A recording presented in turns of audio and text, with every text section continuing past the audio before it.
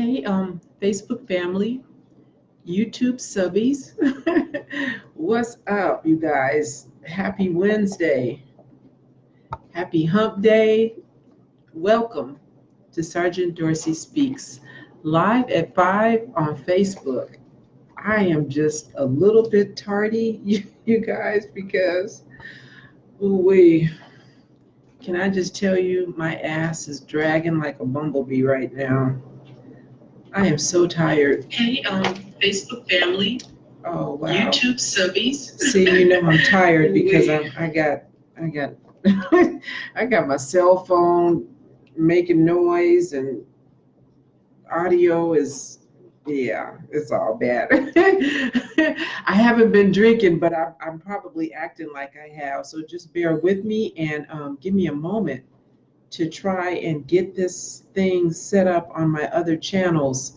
As you guys come on, hey David, hey Aaron, hey Robert, hey Debbie Taylor, girl, you are nothing if not consistent, Debbie. I appreciate you. Thank you so much for joining me. Now, why are you calling me on Instant Messenger when you see me on Facebook, sir? Who does that? You just joined my Facebook Live, and you gonna call me on Instant Messenger? Yeah, okay, sir. I'm not answering you right now. Okay. Give me a minute, you guys. I'm gonna share this on my other timeline. Sergeant Dorsey Speaks is one of my Facebook pages, my public page, and the other one is what is the other one? Cheryl Dorsey, retired LAPD sergeant. That's my other Facebook public page. So I have two. And if you can't find me on one, find me on the other. Oh, I am so tired. I am just, my ass is dragging like a bumblebee. I got in here last night, early this morning, I guess, from South Beach, Florida. In South Beach, Florida, you owe me nothing. I had an amazing time. I'm probably going to be working on my frequent flyer miles. And you know why, South Beach. But yeah, that was all good. I had a great time. And thank you to my girl Shaz, my sister in the struggle, my sister in success. I so appreciate you, and I am excited about everything that we're going to be working on coming these next few weeks and months together. I so appreciate you guys seeing the pictures. You know what Shaz Brown does, right? Shaz Unlimited on Instagram. Check her out. Makeup artist extraordinaire. Listen, this woman does everything. She's doing my makeup. She's singing. I didn't realize that she was so talented, but yeah, she does everything, but she really does do well with makeup and hair, and she did her thing over these last couple of days, and I appreciate her for making me look so amazing for our photo shoot when I was there, and I had some great meals. You guys on Facebook, because I was sharing pictures, right? Stone crabs. I never had that before. So of course I went to Joe's Stone Crab while I was in Miami, and the whole thing about that was very fascinating. First of all, the restaurant was amazing. It reminded me, we were talking about this over dinner, of that scene from The Shining when they were in the bar and everybody was dressed so classy. Well, that's how they dress at Joe's Stone Crab. It's all older gentlemen that greet you and seat you, and I think they have older gentlemen on purpose. So they're all older, and I'm saying, probably, I'm being nice, I'm saying 45, but really 50 and up are the gentlemen that work in there, and they're all dressed very nicely in nice black suits, almost tuxedo-like. But I don't think they were tuxedos. I just think they were black suits. But anyway, the ambiance was very nice. And so the whole thing about the stone crabs, if I can just share this with you, my fellow foodies, They catch them only during a certain time. And I'm glad that I was there when I was there, because May 15th ends the season for stone crabs. So they catch these stone crabs, they hack off their little claws. That sounds so cruel, right? They hack off their little claws, and like my little claws can get hacked off. And then they throw them back into the ocean, and the stone crabs, their little hands grow back. This is what it looks like when Sergeant Dorsey is tired. She gets silly. So their little hands grow back, and then they live to be caught again and have the little claws amputated. And so they serve the stone crab claws chilled, and you get a choice of some kind of mustard concoction and hot butter. It was amazing. It was everything. And just so you know, in case you go there, you have 3 or 4 choices: medium, large, jumbo, and extra jumbo or something. Yeah, 3 or 4 different sizes of claws. And obviously, the bigger the claw, the more the meat. It was very good. And so I will definitely, as my kids say, I'll be adding that to the rotation. Hey, Dale, thank you for being so kind. Yeah, so listen, I got a lot of stuff to share with you tonight. And actually what I did, because there's so much that I've been tracking since we were last together on last week, that I'm actually going to save some of this for my podcast. So for those of you who aren't familiar with Sergeant Dorsey Speaks podcast, I'm on iHeart, iTunes, Spreaker, Stitcher, TuneIn, Google Podcast, every platform that is, I'm there. So Google Sergeant Dorsey Speaks. Please do follow and subscribe to my podcast, and listen to the one that dropped on yesterday. Every Tuesday, I have new content on my podcast. I will, in addition to having it on the platforms, I will also share it with you on Facebook. YouTube subbies, you guys are going to have to just do it the old-fashioned way and subscribe to my podcast, because I'm not sharing links on YouTube for my podcast. So YouTube subbies, please do go and subscribe to my podcast. Now, let me tell you what's going on. Let me tell you what I've been doing. Last week, I had the opportunity, thus I'm wearing my shirt from Kendrick Sampson, local area activist here, who we have kind of been in contact on a couple of different fronts, but mostly having to do with the legislation AB 392, when police officers can use deadly force. And one of the things that has happened since I think I last talked to you about it is the police unions are trying to put forth a companion bill that was going to just deal, I think, particularly with training. And so listen, it's not my opinion that officers need more training. Officers need to be held accountable when they don't follow their training. And so this companion bill, I think it's 230, did not get put forth. It was married, the police union bill was married to the AB 392. So if they want their little training bill to get passed, then the only way it'll get passed is if it goes along with AB 392. And I think that's part and parcel of why Kendrick Sampson did the whole PSA on last week. He was filming it with myself and other influencers here in Southern California. I'm not sure when it's going to come out, but I'm waiting anxiously for him to tell me. And as soon as I find out when the PSA is going to come out, I'll share it with you. And so this shirt that I'm wearing is one that his followers, his group wears when they're out in support of various social justice initiatives. And it stands for Build Power, BLD, PWR, Build Power. And this is the movement that is Kendrick Sampson. So thank you for having me on and including me in that very important discussion. I appreciate it. And today, you guys, I am just wired for sound about this, because I have been invited to the island of St. Martin to participate in their 17th annual book fair that they're having there.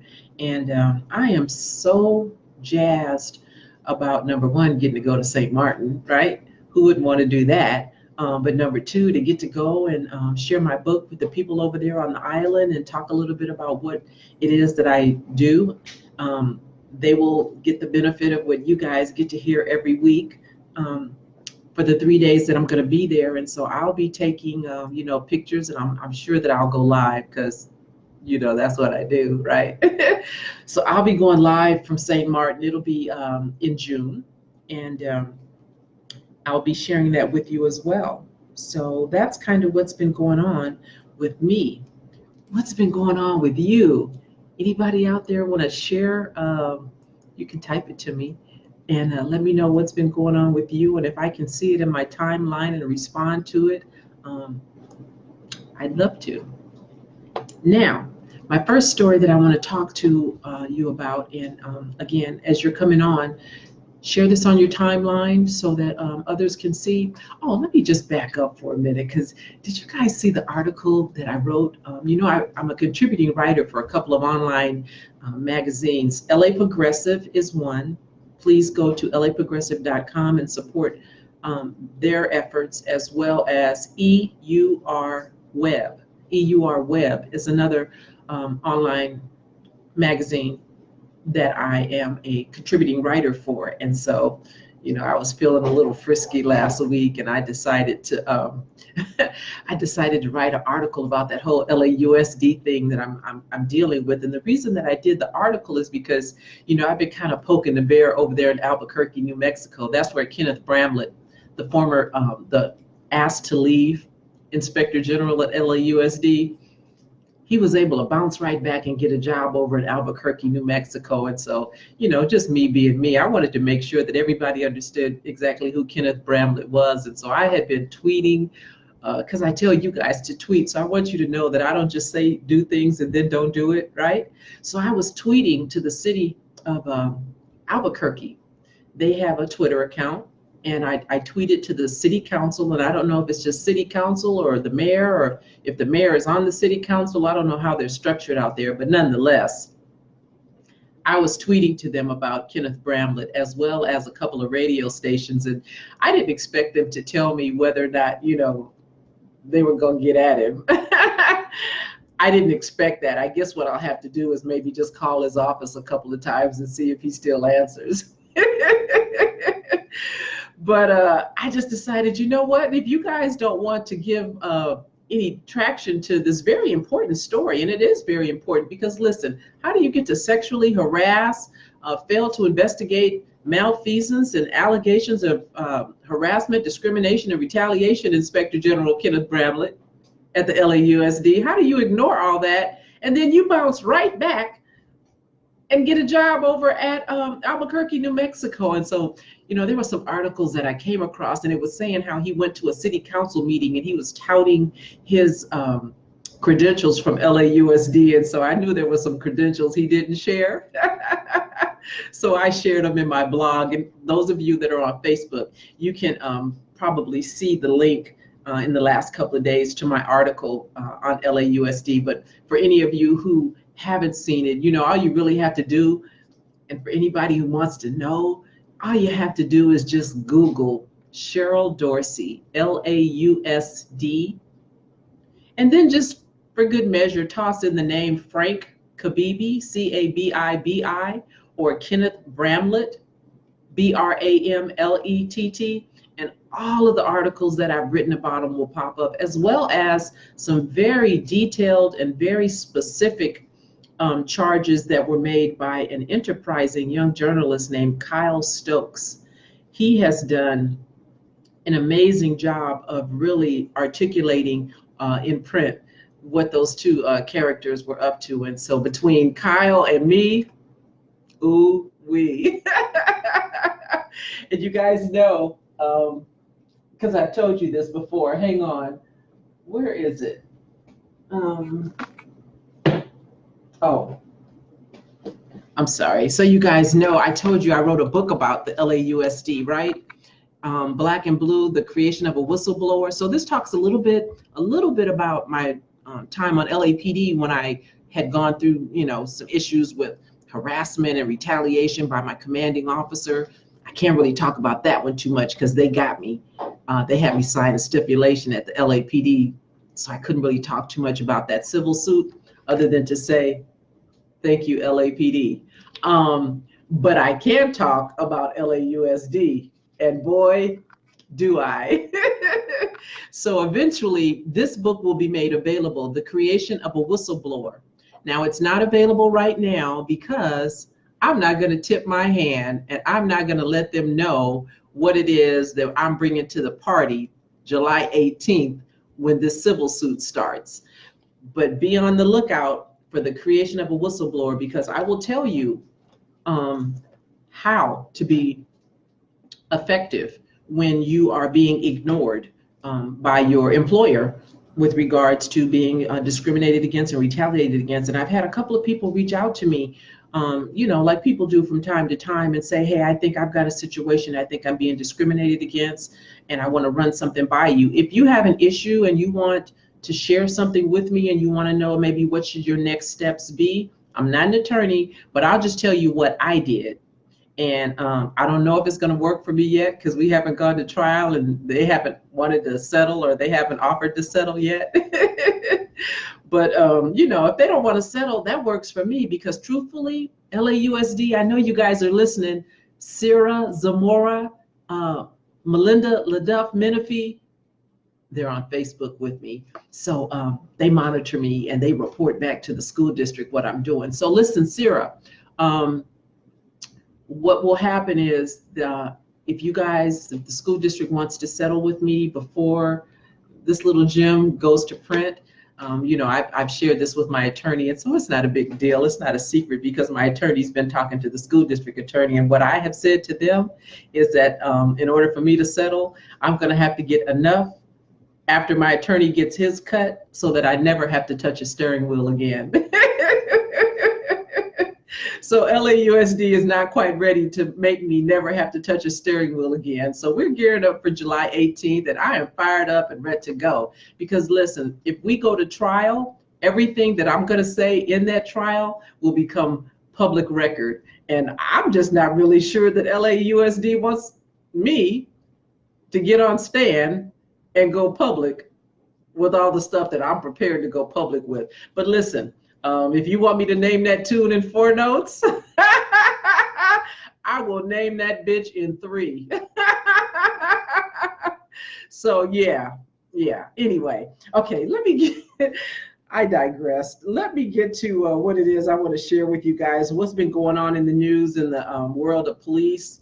One of the stories, we talked about this before, in Arlington, Texas, there was a young man. He's 24 years old. His name is O'Shea Terry. O'Shea Terry was shot and killed by a police officer. And the way the story went is, I think he was sitting on the side of the road smoking a joint with a friend. Now, listen, I don't condone that, but he was sitting on the side of the road smoking a joint with a friend. Police officer came up behind him, said they smelled it. Anyway, that's why we know he was smoking dope, allegedly. They said they smelled marijuana.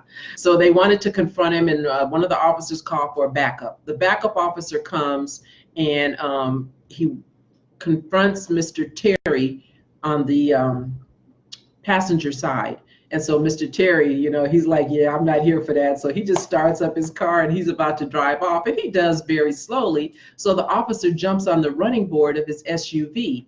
And because Terry is driving off very slowly, this knucklehead just shoots in the car, because that's what you do when you want to stop somebody, right? You just shoot in the car and kill them because they parked on the side of the road smoking a joint. So that officer, for his trouble, his name is Ba Tran, Bautran. This happened back on September 1st of last year, 2018, over in Arlington. And so guess what? A grand jury in, of all places, Tarrant County. I've heard Tarrant County is kind of tough on people who look like me. But a grand jury over there found this officer criminally negligent. And they have charged him with criminally negligent homicide. He has been indicted, and he is now going to face trial. So we'll have to keep our ear to the ground over in Arlington, Texas, and see what ultimately happens with this case. Oh, listen, if you guys are going to be parked on the side of the road smoking a joint and the police pull up, just take your ticket. Let them do whatever it is that they're going to do. Don't try to drive off. I want you to survive the encounter. I want you to go home. And unfortunately, Officer Ba Tran decided that O'Shea Terry, doing whatever he was doing on the side of the road, warranted death. So be safe, you guys. Be smart. Comply. Complain later. On to Chicago, the new mayor-elect over there wants to reopen the investigation into the Laquan McDonald police cover-up. Remember, there were several officers, I think there were like 4 that were tried not too long ago, and they were not found guilty in the cover-up. Now, we know that they lied because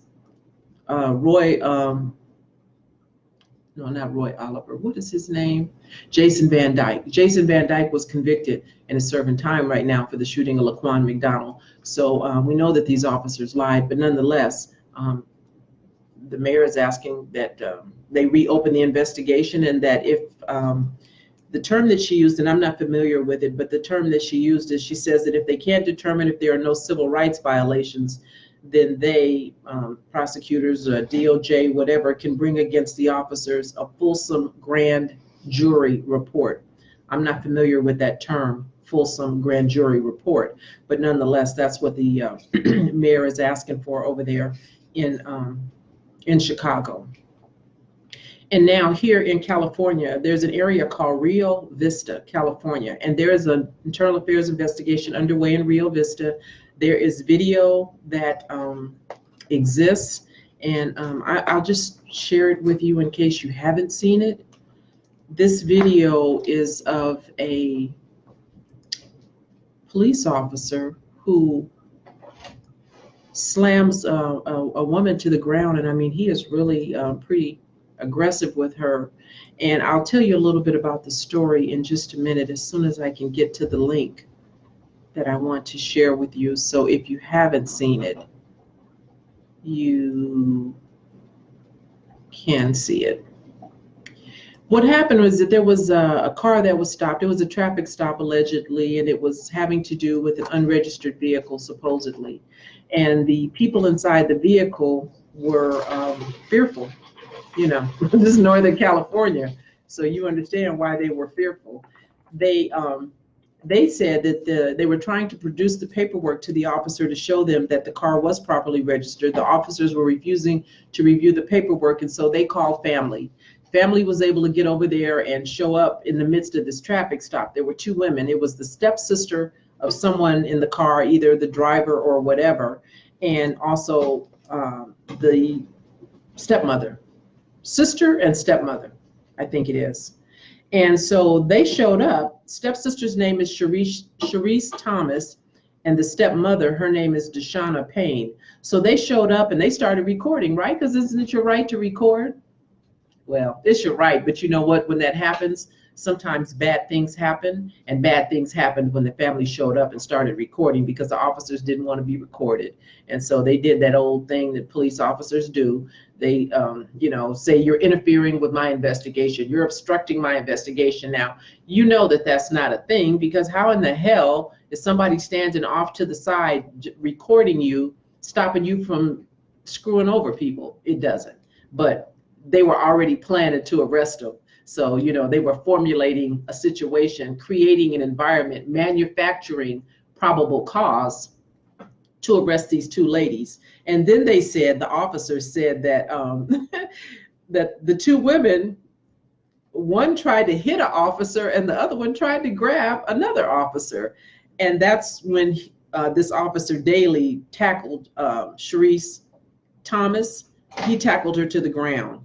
And, there was no reason in the world why a grown-ass, fully developed man would be tackling a woman. And she doesn't look like, she looks like she could be a teenager, but she's a slight female.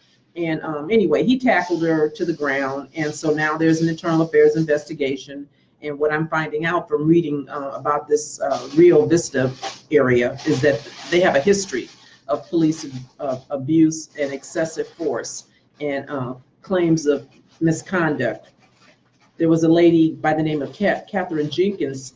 She's described as a 56-year-old slight woman. She had called the police because she said her car alarm had been going off. And so she kept calling. And maybe because she's 56, she was confused or disoriented. I don't know. But the officers were pissed off because she kept calling. And so they said that, we're going to arrest you. We're going to find a reason to arrest you if you call again. And she called again a few days later, and they did find a reason to arrest her. But they got real aggressive with her. And before she knew it, she was handcuffed, sitting in the back of a police car. It says bleeding from a gaping wound on her arm because they had a dog, a canine, that bit her. Now, she called the police asking for assistance, and she winds up getting bit by a canine. And then there was another incident in August 2017 where it says officers entered a home, and they quickly put the guy who lived there in a chokehold. I don't even know why they were in the man's house, but nonetheless, that's what they're doing in Rio Vista. So listen, Fresno, Sacramento, Vallejo, Rio Vista, yeah. I'm gonna just say all of Northern California, be careful up there, you guys, because they are not playing with us. They mean us no good in Northern California. Thus, AB 392 needs to pass, okay? Now, over in Detroit, I had some of my YouTube subbies, so I want to talk to you specifically, YouTube, because listen, my subbies are so engaging and interactive, and I appreciate your comments. I appreciate the commentary, the dialogue that we have when I put my Facebook Live video up on YouTube. You guys are very engaging, and so I appreciate you. And particularly, I want to acknowledge P. Wells and Debbie, because the both of you had commented, brought something to my attention that I wasn't familiar with. And this is over in Detroit. There's a judge who declared a mistrial after jurors failed to reach a verdict. And I think it was 2 times that they could not reach a verdict with regards to this officer named Joseph Weekley. He is a Detroit police officer who shot 7-year-old little girl by the name of Ayanna Stanley. And this was back in 2013. I wasn't familiar with the story, but one of my subbies, P. Wells, had mentioned it to me. And so I did a little research and found out what happened with the 7-year-old little girl back in 2013. I think the police went to the house. I think they were, I don't know if they were serving a warrant or whatever. They said that they got, the officers got involved in a shoving match with the grandmother. And in the midst of all that, his gun, he had an accidental discharge, AD, right? And in the accidental discharge, this little girl was shot and killed. And so they tried him a couple of different times. And each time a jury would not find him guilty. So there was a lawsuit that recently settled, and I guess this is why it was back in the news, because last month in April, the family settled $8.25 million for the death of this little girl. Now listen, there's no amount of money that will, sufficiently compensate a family when you have lost a loved one. But I don't think the officers should just, or the police department should just get away scot-free and not do something to try to make the family whole. You can't make them whole, but certainly they should be compensated. And so 8.25 million to the family, that's a lot of money. And yeah, that was just in April. And so we got many more months left in this year. Evidently they got a lot of money over there in Detroit, and they don't mind paying when they kill your family. So govern yourselves accordingly. As my sister friend Thais would say, be mindful of that. Also, let's see, moving on over to Virginia, there was a police officer who was caught on video. And I'm really bothered by this, for a couple of different reasons, but let me get the link and see if I can share this link with you. There was a police officer who had encountered some kids coming home from school. And what happened is that somebody in the group yelled out something inappropriate, like kids will do. And so this officer says to this group of kids, And I don't know if everybody in the group was black or if it was a mixed group of kids. I'm not clear on that. But I know that the one little girl whose mom complained, she was definitely a little black girl. And what the officer said is, he said something like, yeah, just wait. You wait until your ass turns 18, or wait till you turn 18, your ass is mine, something like that. I'm coming for you when you turn 18, something like that. And so it was recorded, and they filed a complaint with the police department. And so now there's an investigation, but not really, right? And so when I was looking at this, I was led to a video on YouTube that the mother had made, talking about her concerns as it relates to the police and the community. And, she expects that kind of behavior. She has concerns and is fearful. And her daughter is really a cute little girl. She kind of has a story of her own. She has alopecia, and she is an alopecia model. And she's been involved in some things to bring awareness to that whole condition. And anyway, long story short, the police department doing what they do, they kind of came up with a way to placate this family. And because, in my opinion, the mother wasn't really in it to win it, she was troubled, but she wasn't pissed off like I would have been, right? With this officer saying, wait till you turn 18, I'm coming for you. So what the police department did is they invited the little girl to come down and do a recruitment video, a PSA for encouraging young black girls to join the Richmond, Virginia Police Department. They did a video with this little girl, and so that's supposed to make everything all well and good. And then I'm looking at it, and I came across another article where the mom said, "Oh, don't fire him. I don't want you to fire him." But I'm like, what the what? Are you kidding me? Don't fire him? Listen, when an officer tells you who he is, and he's telling you, sounds to me like he's saying, I don't really like you, black people. So why wouldn't you want him off the job? Because listen, I bet you that's not the first time he said something crazy to some black folks, some kids. So we got to wait for this officer, and I don't know who he is because they won't say his name. We got to wait for him to kill somebody before, the next mother will wish this mother had wanted him fired and wanted something more done than a damn video with your daughter pretended to recruit, black folks for the police department. Because listen, there's all kind of ways to get around, getting us on the police department. That's a whole nother segment, but yeah. So, when I heard that the mom say that, I was over her. And, but I still decided to talk about it. The little girl's name is Cameron Hilliard. And yeah. So the police chief and the mayor, now the mayor says that, he has concerns and that he is, the officer has been disciplined.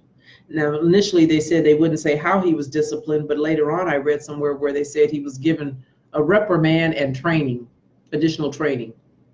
So that was the discipline.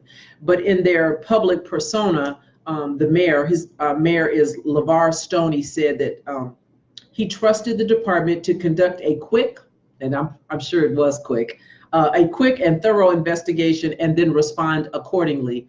Whatever that means, respond accordingly. So I guess accordingly means reprimand and some training. That was the respond accordingly. So listen, Mayor Stoney, that's company speak. Now, I don't know if black folks over there in Richmond are really buying that bullshit. If you guys are really happy with their version of what they did to this officer, and he probably will never do that again, because wow, didn't he really learn a hard, tough lesson with that reprimand? Fuck out of here with that bullshit. Sorry. Makes me mad. Makes me mad because they're being disingenuous. They're being disingenuous. The chief said, this behavior will not be tolerated, but it is being tolerated. This behavior is unacceptable. Well, I don't know. Is it?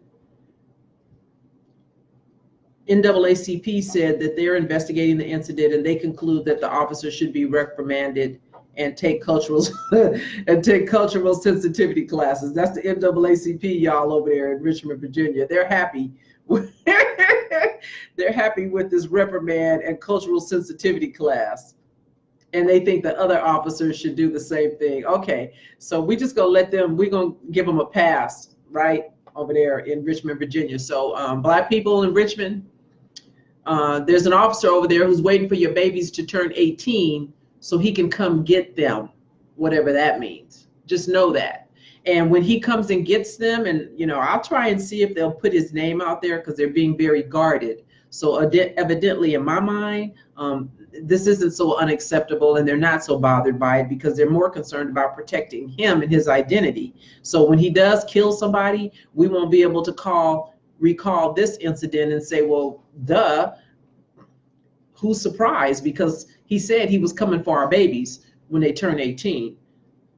I'll let you know if I find out this guy's name. But for now, it's a closely guarded secret. So you guys know I'm an investigator. I'll see what I can find out and I'll get back to you. I had another YouTube subby, Clarence Green. Thank you, Clarence, for sharing with me some information about a no-knock warrant over in Houston. I had talked about a no-knock warrant and the kind of shenanigans. I think it was in Arkansas a month or so ago. They were doing no-knock warrants where they just come to your door. They don't knock. They just break the damn door down, and they, later say they had reason to come in there and, confidential informant or somebody gave them some information, and that's why they had this warrant.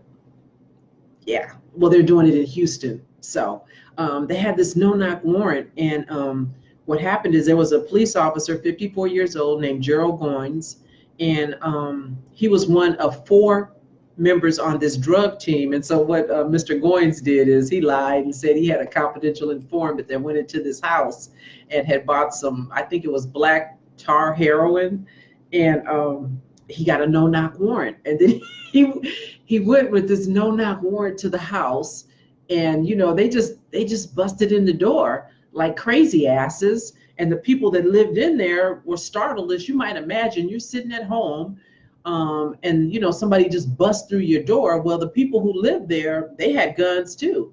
And so in the midst of this raid, the homeowners were killed. Dennis Tuttle, 59, and his 58-year-old wife, Regina Nicholas, were both killed. There were 9 narcotics detectives and 6 patrol officers that showed up at this house at around 5 p.m. when they broke open the front door. And so they broke open this front door, and officers were in the front, some went to the back. Oh boy, Mr. Tuttle, he grabbed his stuff, and it was like shootout at OK Corral. They had a pit bull in the house that attacked one of the officers, and one of the officers shot and killed the pit bull. And then old girl, Regina, 58-year-old Regina Nicholas, she was about that life because she was on them officers, and she too was trying to get the officer's gun, and I think she might have grabbed one of the guns that was in the house because they had many, and ultimately she was shot and killed as well. So now listen, there was a lot of stuff going on in that house, and maybe that's why Goins wanted to get in there, because he kind of knew, but he didn't do it the right way. He didn't do it legally. The police recovered 2 shotguns, 3 rifles, and they did seize some marijuana and a white powder that they believed to either be cocaine or a synthetic opiate, fentanyl. They did not find the black tar heroin that Goins said his confidential informant had bought because his confidential informant didn't. So I don't know if they thought the end was going to justify the means, and the fact that there was a little bit of dope in there, fentanyl and some marijuana and a bunch of guns, is somehow they could just say they had the right to get this no-knock warrant. And I wonder who signed the no-knock warrant, but nonetheless, they went in there and they did all this stuff. And so now there's a big investigation, and the officer is, he's suspended, with pay while they conduct this investigation. This officer is reported to have been involved in a couple of on-duty shootings, and I'm wondering if maybe that's why he might be a little batshit crazy, because of these on-duty shootings, and is out there just creating probable cause to do no-knock warrants.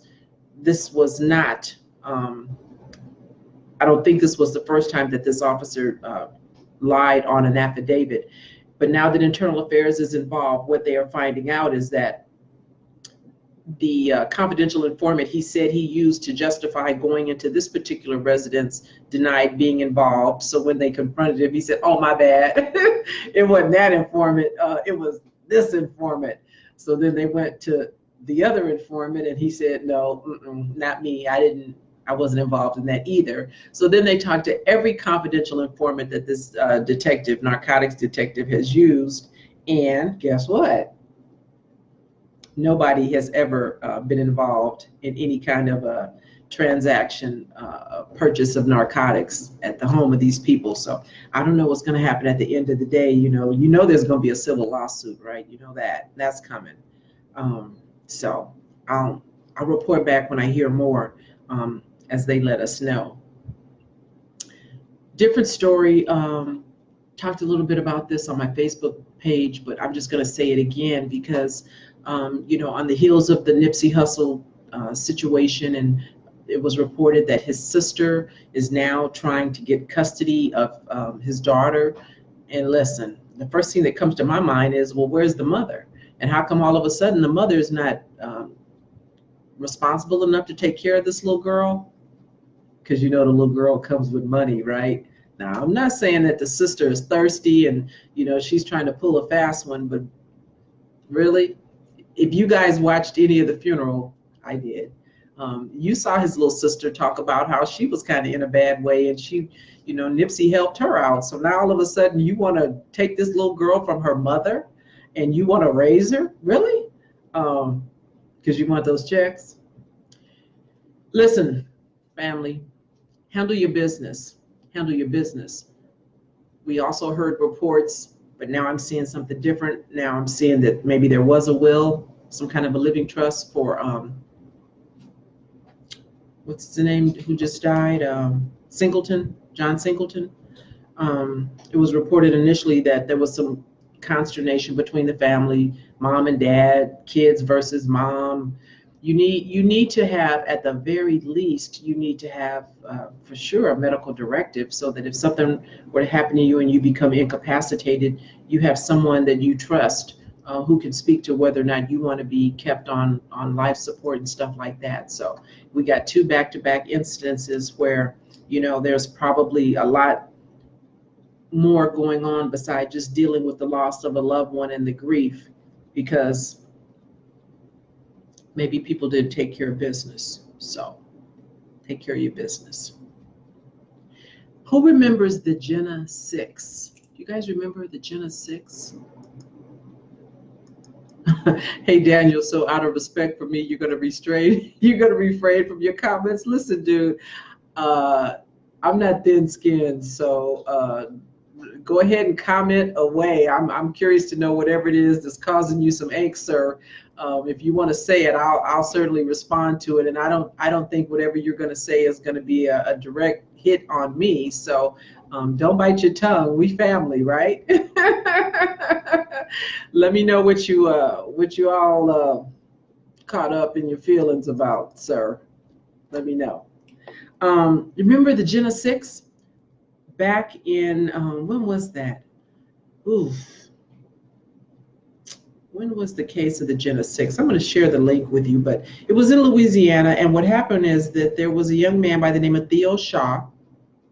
And Theo Shaw was accused with several of his classmates of, they were charged with, I think, murder or something. But anyway, the long and the short of it is that he went to school, and now he's a lawyer. He's a lawyer. He was just sworn in to the bar in the District of Columbia on Friday, according to the New Orleans Times-Picayune. And yeah, so Shaw and 5 other Black teenage boys back in 2006, they were charged with attempted murder after getting into a fight with a young white man at their high school, and the town was Jenna. And because it was 6 of them, they became known as the Jenna 6. And because of all the media attention that whole situation garnered, I think the charges were eventually dropped. But he did spend some time in jail. He was facing attempted murder. He was 17 years old. Had he been convicted, he would have been facing 50 years in prison. He spent 7 months in jail while he was awaiting trial. Why? Because he was unable to make bail. And so because of the media exposure and national spotlight, they had to do something different. The felony attempted murder charge against Shaw was lowered to a misdemeanor simple battery charge. He pled no contest to the misdemeanor, and eventually, with the help of some attorneys, had his record expunged. And then he went on to school, studied law at University of Washington on a full scholarship. And so congratulations to Theo Shaw for having the tenacity to become an attorney, follow his dream, if you will. Or maybe it wasn't even a dream. Maybe it was because of that experience. And so let me just say this, because I wonder about this all the time. You know, when instances happen and folks are motivated to join the judicial system because of an injustice, why don't we have folks wanting to join the police department for the same reason? I would love to see, and you know, that's part and parcel of what I do when I go out and speak, is not only tell you how to be safe and survive police encounters, but it's also a quasi-recruitment tool, if you will, because I believe that change on any police department is going to come from within. And so listen, if you want to use the word infiltrate, you know, DOJ has done a report. DOJ, FBI, one of them or both of them said that Ku Klux Klan, alt-right, extremists, Nazis, neo-Nazis are joining police departments. We know that they're joining. They're infiltrating. Why not you? Why not you? Change is going to come from the inside. And so just like Theo Shaw was bothered by the mistreatment, the injustice of the charges that he faced, and he did something about it. He went and became a lawyer. I'd like to see some of us be bothered about these traffic stops, be bothered about police officers who create probable cause and manufacture a reason to put us into the system. Because when you're working with one of those jokers, like I had an opportunity to do when I was a young police officer, and back in the day, they weren't really just beating up people wholesale and shooting folks, but you know, the big thing was sitting somebody on the curb when you pull them over. It's disrespectful and it's offensive, and that's what, you know, police would do routinely. They'd get somebody out of the car, particularly, you know, a young black man who's dressed nicely, and sit you on the curb under the guise of, you know, it's for my safety. You work with me, we don't sit people on the curb. If you're really scared, then put your handcuffs on them and set them in the back of a police car where they're safe and you're safe, partner. And then when you find out you don't have anything, or if we don't have anything, or you write them a ticket or whatever we're going to do, then you take the handcuffs off. They go on the same way they come off, but we don't set people on the curb. And then, of course, once I became a training officer, ooh-wee. It was a whole nother story when I became a training officer. And then when I became a sergeant, well, then it was just, you know, party hats for everybody, right? Because now I'm really running shit. I'm the HNIC up in this piece. And so, listen, I felt like being in patrol as an officer and as a supervisor, I had the most impact and influence on how folks who don't look like me would and could treat people who do look like me. So change is going to come from within, you guys. Join, join, join. That's it. That's it. I think I'm going to go to bed in my Michael Clark Duncan voice. I was tired. I was tired, boss. I'm going to bed now, and I probably will be there for the next 2 days trying to get my body clock right from this trip, and just living in the afterglow of all that was South Beach, Miami. Thank you again, Shaz. Thank you to my in-town escort for making sure that I had a good time. I appreciate you. And Facebook family, thank you so much for joining me. YouTube subbies, I love you, love you, love you. For those of you who are new and don't know me, please visit my website, www.sgtcheryldorsey.com. Check out my book on my website, Black and Blue, The Creation of a Social Advocate. You could read the first chapter and find out a little bit about what's to come in the others.